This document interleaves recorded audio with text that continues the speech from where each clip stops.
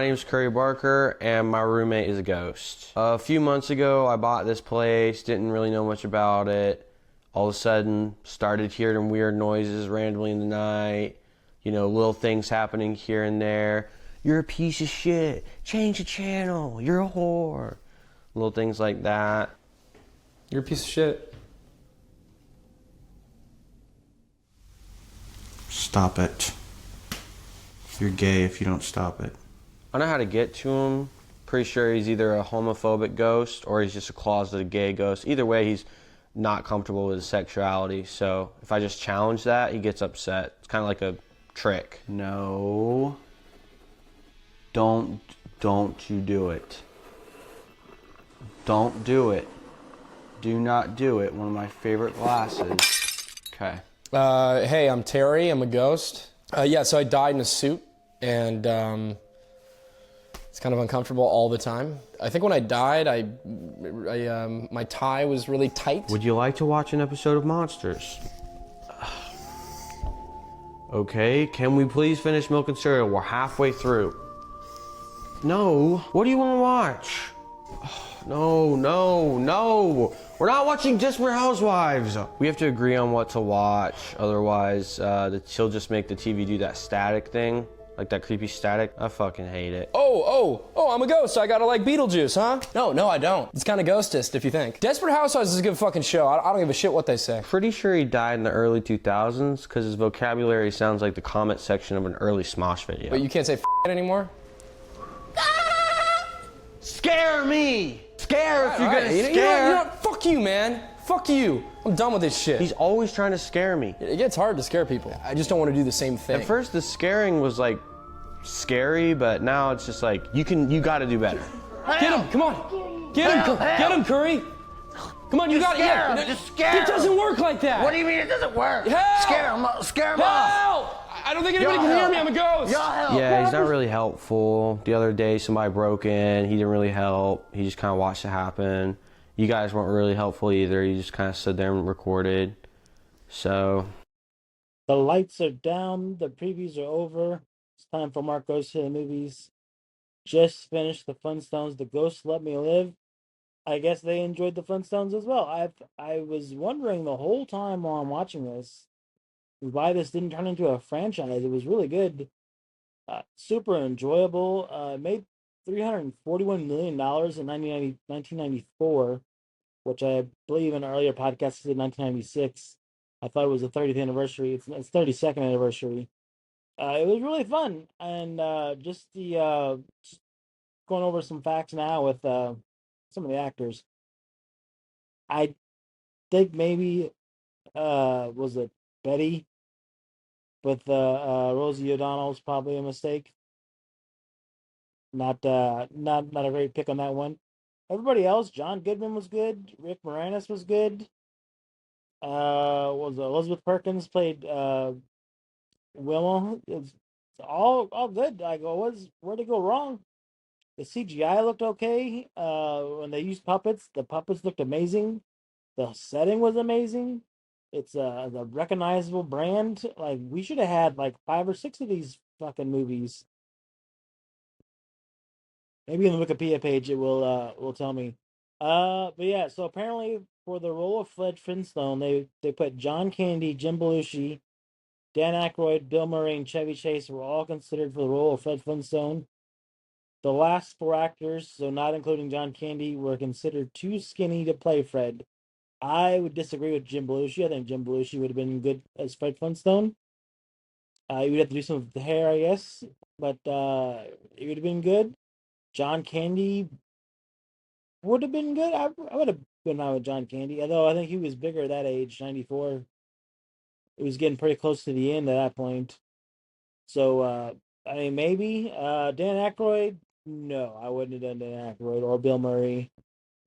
Yeah, maybe Bill Murray. I'm finishing the credits now. It was such a great beginning and ending of this movie. Even the 4K steelbook, it says, what the hell it says now. I'll sure look at the case. It'll say something on there. So apparently, Yeah, so they said had John Goodman turned down the role, the film would not would have been made. Steven Spielberg wanted John Goodman as Fred Flintstone from the very beginning when they were filming a movie called Always. Gina Davis, Faith Ford, and Catherine O'Hara. Catherine O'Hara would have been great. She was amazing in Beetlejuice. Love all of her movies are pretty good. Home Alone, all that.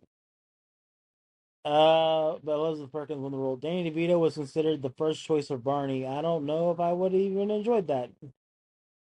Maybe. Rick Moranis was great in that role, though. Rick Moranis doesn't make bad movies. Then Betty was a lot of people that I don't recognize. Besides Tracy Ullman, who created was her show was one of the big parts for The Simpsons. Nicole Kidman turned it down too. That would have been a good pickup. Yeah, so it's filmed in Utah and in Los Angeles County, California. The sets are great. Jim Henson Creature Shop did a lot of the CGI and the puppets on there. They had McDonald's as the main promotion for it. I remember the cups. They had the cups. They had the coffee cups that were made out of the glass. The toys were awesome. The toys were play sets with little cars in there. Really awesome. They had the Grand Poobah Mill, which is a line of glass mugs and toys based on the characters. The McRib sandwich. Can't talk. It is 3:54. We made it past the ghost hour almost. They tend to close down in the last 6 minutes. Let's see. MTV aired a block of The Grind with bedrock dancers and music that was all rock themed, I guess. See, they promoted audio of the film of the starring Muggs as characters of the film. Jurassic Park, the name of their movie, was also seen briefly in the film. They had I remember the video game. I remember not so much the action figures. There was the one of John Goodman that's is real popular with him and Fred Flintstone. It was a box office success, 130 million, including 37.2 million made during a 4-day Memorial Day weekend. Yeah, so it made a lot of money. Maybe John Goodman just didn't want to do a second one. He said he didn't want to do it, but he enjoyed it. It was fun. The critics didn't care for it, but critics are fucking assholes anyways. And it was a fun, enjoyable movie. Made a lot of ones. There is a prequel in 2000, so 6 years later. Original cast did not return. Yeah, I mean, that one was not good. I remember. No one wants to see a prequel. Just do more Flintstone adventures. I guarantee you right now, if Illumination or who owns it's gonna be Paramount, I guess. Paramount gets a hold of Cartoon Network, do a Flintstone CGI movie. It's gonna make a shit ton of money. Fucking hundreds of millions of dollars. Do your Flintstone movie, do your Jetsons movie. I would. You could do a live action. That'd be fine. You could do a live action Flintstone movie, but if you want to save money, do CGI. There's a lot. I know they're doing a live action Jetson movie at some point. There, as talks of it, they want Jim Carrey to do it. Then do your crossover as the Flintstones meet the Jetsons, and bam, get your billions of dollars. It's not hard. It's pretty easy running a movie studio. Those are big IPs that you can easily put out there. You know, CGI was it sorry, Warner Brothers, they tried doing that with Scooby Doo, right? They made that Scoob I guess prequel, the one they did, and made a little bit of money, and then they started putting characters from other Hanna-Barbera cartoons, and they did nothing with it. They said that's why they're sold. They're not in the business to make money. They're in the business to put their brand up and sell. Because that would have been, I mean, the Hanna-Barbera universe. Everybody wants their own universe now. You have the Marvel universe, the DC universe. What is it? Yeah, He-Man is trying to do their own universe, but no one saw Masters of the Universe. Unfortunately, that's a real shame. That was it's a very enjoyable movie, and it's not going to make any money. Hopefully, people see it the next weekend. Although Disclosure Day comes out, and it's getting to the point now where like everything is coming out right now, and it's all making money. There's only so much money to give. If you want to look at the box office reports, because in a few weeks, Toy Story is coming out, and it's going to destroy everything. All right, let's look at the weekend. And it's gonna be quick because I am tired. It is almost 4 o'clock. Be a short one. Yeah, so Scary Movie made $55 million, which it's gonna drop next week.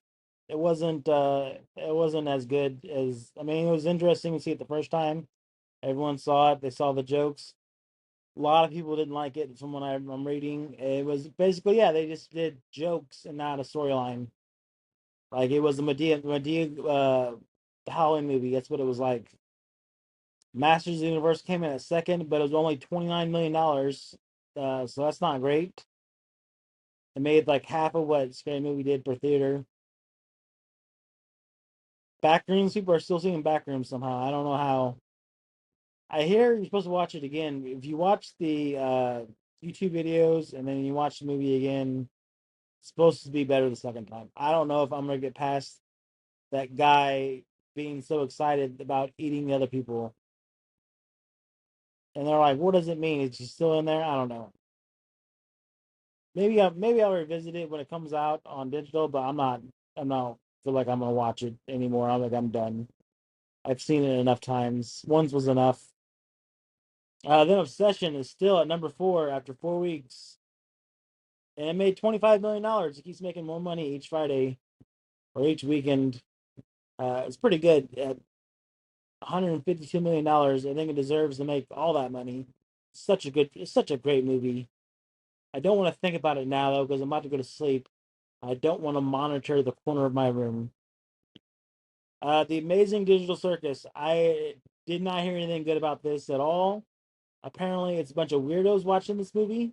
If you're one of those weirdos that enjoy it, I'm sorry. I apologize. It's just what I hear. I'm not familiar with it, but I heard a lot of people smelled watching that movie. Like a lot of the people that watch that movie, they don't believe in deodorant. Again, this is just what I hear from Twitter. This is the Twitter universe.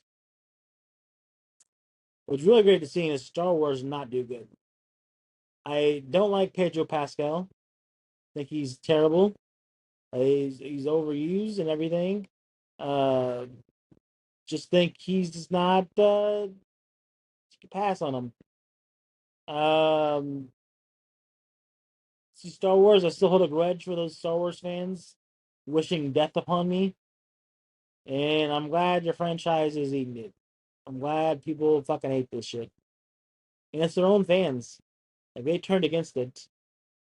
Was that what the fuck? It was Max's hands. I thought it was like I thought his head was sticking up here on my leg. It is just his hands. No, I'm just glad that they're eating it. You know, they're fuck those guys. Michael, I believe popped up on IPTV. That was pretty cool. So I can watch that at home now without people dancing behind me and sticking me in the theater. But it's made almost $1 billion. Is it $887 million worldwide, or 354 million dollars at home? So Super Mario did hit $1 billion. That's pretty cool. Michael might be the second one. It's got a few more. It's got to get a lot of money still. $900 million is still pretty good though. If it gets to 900, that's good. You should get the sequel ready. For everyone saying they had to reshoot the ending and it's gonna bomb because of it, no, get fine. And the Breadwinner, which I did enjoy, I thought it was funny. It was a good throwback movie. $13 million overall, $30 million this weekend. Pressure, which is kind of funny that people enjoyed that one. It's about the weather for D-Day, not the actual D-Day itself, the weather, the $11 million or $3 million this weekend. Power Ballad came out in limited theaters. They say that one's an enjoyable one. I don't think so. And then Mortal Kombat 2 is about to end its run. Let's see where it's at overall, because it's not. It's like $80 million domestically, which isn't good. Or $127 million worldwide. Hopefully, we get one more movie. Just one more is all you need, and then you could end it. Try again some other time because you fucked up Liu Kang, the main character of the movie. You messed him up. Congratulations. Pretty easy to everyone enjoyed Liu Kang in the first two movies, Mortal Kombat and Mortal Kombat Annihilation. And you said, "Hey guys, we're gonna fuck this up, guys." Sorry. Kano's good though. I like Kano and I like Johnny Cage and I like Baraka. Raiden's alright. I like Raiden too. Kung Lao's interesting at least. But yeah, just seeing more characters was fun. But other than that, yeah, fuck that movie. Scary movie's already $105 million. That's insane. And then you got your big movies. Was it The Mummy get that much? How much is The Mummy at? Oh, 90 million. I thought it was $90 million worldwide domestically. It's $29 million domestically, but it still made a lot of money overseas. But yeah, you got Disclosure Day, which is going to do really well. That's the big movie this weekend. And then you got Toy Story, and then you got Supergirl and Jackass. All pretty busy month. And then July's got the Minions movie, which is saying it's not going to do as well as the previous ones. And yeah, July's all about Spider-Man at the end. Hopefully, we get some cool Spider-Man promos. Would really love that. It had a grilled cheese stick burger from Hardee's, which I'd really enjoy. But that's it. I'm going to bed. It's 4 o'clock in the morning. I'm done, and I hope you enjoyed this one.